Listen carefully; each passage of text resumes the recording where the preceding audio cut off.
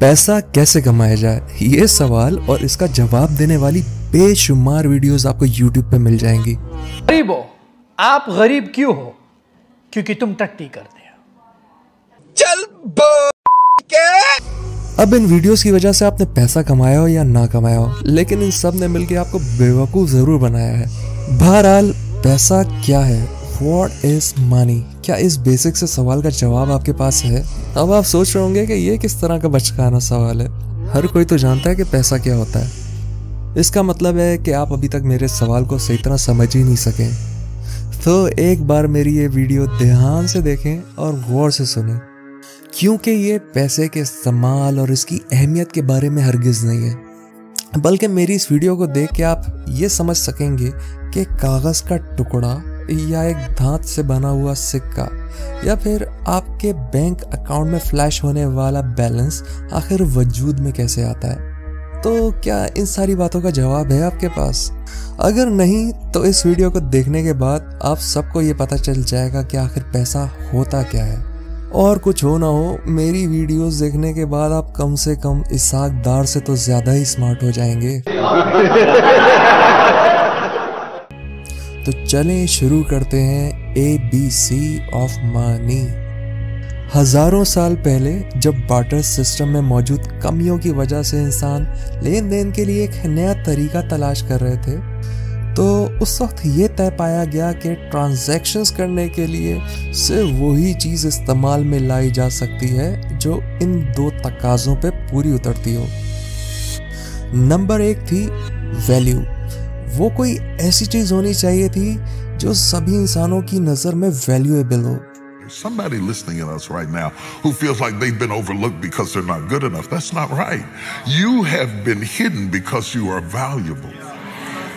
और सेकंड थी रेयरिटी, यानी कि ऑब्वियसली जो चीज रेयर होगी वही चीज वैल्यूएबल होगी।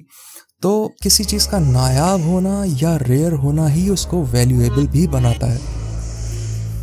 तो गोल्ड ही एक ऐसी चीज थी जिसने हजारों सालों से इंसानों के दिल में जगह बना रखी थी। इसकी सुनहरी चमक हर इंसान को अपनी तरफ अट्रैक्ट करती थी और इसको हासिल करना भी कोई आसान काम नहीं था। तो ये एक ऐसी चीज थी जो इंसानों के लिए वैल्यूएबल होने के साथ साथ रेयर भी थी, क्योंकि इस तरह के रेयर मेटल्स का माइनिंग प्रोसेस बहुत मुश्किल होता है और इन रेयर मेटल्स की हाई डिमांड और लो अवेलेबिलिटी इनको एक्सट्रीमली वैल्यूएबल बना देते हैं। इन सारे फैक्टर्स को कंसिडर करते हुए गोल्ड करेंसी के तौर पे इस्तेमाल करने के लिए एक परफेक्ट कैंडिडेट था। सिर्फ गोल्ड ही नहीं बल्कि चांदी, तांबा, कॉपर और बाकी सारे रेयर मेटल्स को भी स्टोर ऑफ वैल्यू के तौर पे देखा जाने लगा। और यूं शुरू हुआ दौर सोने, चांदी, तांबे और पीतल से बने हुए सिक्कों का। वैसे उसूली तौर पे देखा जाए तो ये निज़ाम भी बार्टर सिस्टम से ज़्यादा मुख्तलिफ नहीं था, क्योंकि इस निज़ाम में भी देखा जाए तो आप एक एसेट दे के बदले में एक एसेट हासिल किया करते थे, जबकि आज हम कागज़ से बने हुए नोटों का इस्तेमाल करते हैं। कागज़ ना तो सोने की तरह वैल्यूएबल है और ना ही रेयर, और ये एक इस तरह की करेंसी है जो वक्त के साथ साथ इन्फ्लेशन की वजह से अपनी वैल्यू भी खोती रहती है।